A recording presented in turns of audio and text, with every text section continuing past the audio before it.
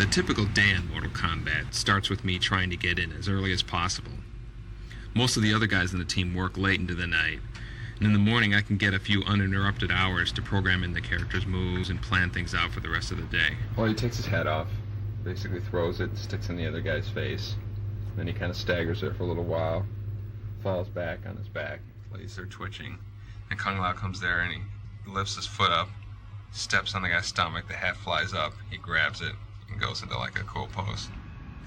Then, starting at about 9 or 10, most of the others start pouring in, and from that point on, the insanity begins. Oh, Steve. Hey. What's going on? Oh, that was cool. Wow, you do that all like last night or something? Yeah. I like that. I finished the Shang Tsung, whatever that is. Just trying to get the whipping right. It's cool when it goes back in his chest. My main role on the team is background design. You have the very European Gothic flying buttress and the very Asian tower top. I made this single element, which I'm going to repeat. Right now you can see I've got textures on the model, but they're merely placeholder textures. We got these hook swords. I don't know who's getting that, maybe Movado. Just a regular staff. And they're all taped up, so when we capture, we get the tonfa. The tonfa. The sai, of course you gotta have the sai. The regular broadsword. There's more laying around everywhere else. So. Welcome to Vogelland, where I'm doing Shang Tsung's fatality. I guess each time he hits, like, I think souls come out, you know, and go into Shang Tsung each time, or each time they go up in the air. I'm not quite sure how it's going to work. I just know what I have to do animation-wise, and Ed's going to say, okay, now the souls come out, and now they don't. Can you show me right where she makes impact, when she kicks him? Right here, you can stop. You don't even need him to do anything. Don't even have him do any impact. This, if you can hand animate so she, you know, the impact repels her away. It's like a jerk like that, or we can do it in the game.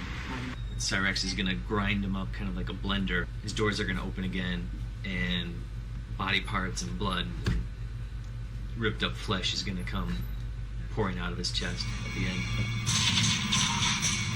Tony's actually doing the bloody stumps and bloody pieces. I do a lot of the whatever effects is needed for someone if they're getting, say, cut in half or something like that. Just would overlay on top, and this part up here I haven't done it yet. Just kind of beat a spinal column, so you get 2 in 1 here. You get a lot of good use of texture space. What experience do you have that would qualify you as motion capture talent? Rolling. Act now. A little more motion. They will be unstoppable.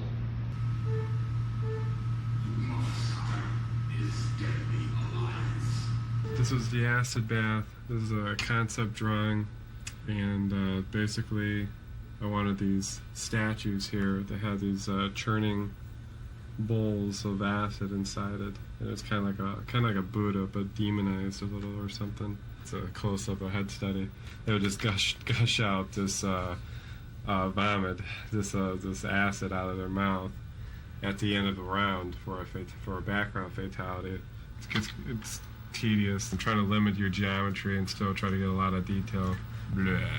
And I don't think he should have these subtle things. It should be like, Making a video game today is almost nothing like when we worked on the first Mortal Kombat in 1991.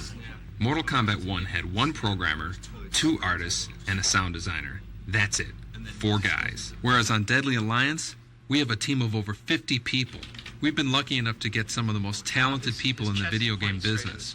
And on any given day, it's amazing how many different parts of the game are being worked on at the same time. A lot of what I do involves non-stop bouncing from office to office, checking out character and background designs, as well as all the technical hurdles we have to overcome.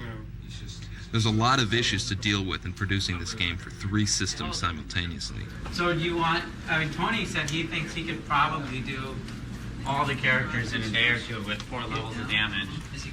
But Really? Yeah, just doing basics. 'Cause he You think you can do all characters in a day or two? I bet you I could. Oh, just I would make cutting it, and pasting? yeah, I cut and Oh, paste okay. same scars and stuff. Doing a damage test. I did a beat up, and tried doing a beat up version of Sub-Zero and Lee May. We're testing adding damage to players' faces. You can see a sample of the wounding on Sub-Zero and another character. Man, that looks like. If you want to see it the bad way, spin it around. Oh, is that? It's like a new texture map for Sub-Zero. Yeah. Yeah. Because that looks awesome. You know that some of those images actually look better at 128. Because when you have that much data to scramble.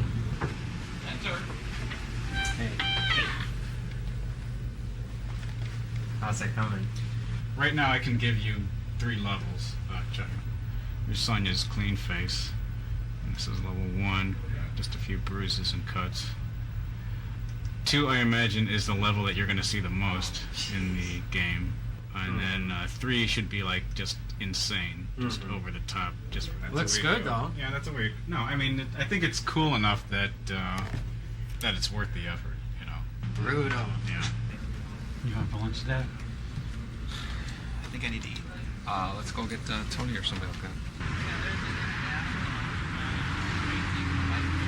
Good. Hoagie's good. We're doing Lee May's Fatality, and John needs the Maya model. You know, if it can have the texture maps too, that'd be cool. Okay. Oh, that's even the closest one. Usable? Yeah. Alright, I'll give him to Dan when he comes in there. Cool. Thanks. So it has digits in it, but that's what I'm showing. Right. That's Oh, there you go. Look at that. And here's our test your mic problem. Warm up animations. Go on, Jax. You can do it, Jax. Oh! Today's a motion review, and then at the end of it, I'll show you stuff for lighting review, etc. But at any point, feel free to throw any comments out there about anything. Just be aware that I might say, yeah, that hasn't been lit yet, or yeah, we know that.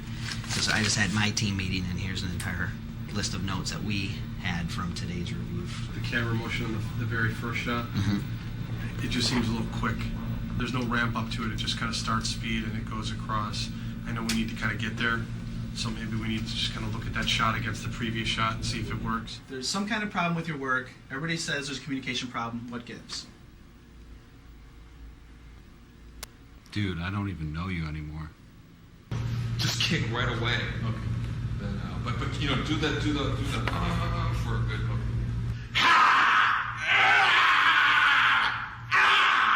Carlos is the life of this game. This is, now that I've got alternate Shang Tsung, I'm going in on the details and adding stuff like his back emblem right now. And so whatever detail you see, in terms of folds and wrinkles and stuff, is all in the texture. It'll hide a lot. Let's open up his eyes a little bit, and that'll show you. Basically, you can get a lot out of a few polys if you just weigh your vertices right. Okay, maybe you don't have to totally lunge out. Gotcha! I can't do this with these cameras.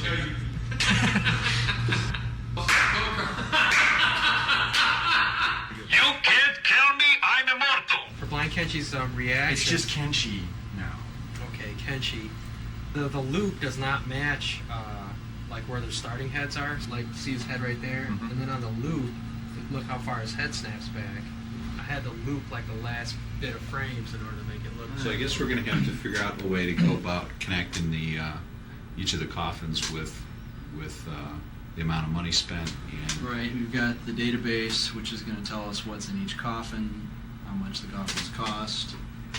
Once the player opens a coffin, it has to be marked in the player profile table. So how many coffins are there in this crypt? It's a 26 by 26 array, so there's 676 coffins. It's a lot of coffins. It's acting. This is the life, man. This is the life. So how's that motion work for you?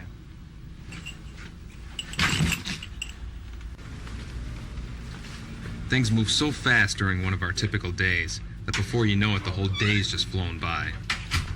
Usually by then we're pretty exhausted, but we know the whole process starts all over again the next day. See you tomorrow at 7 o'clock.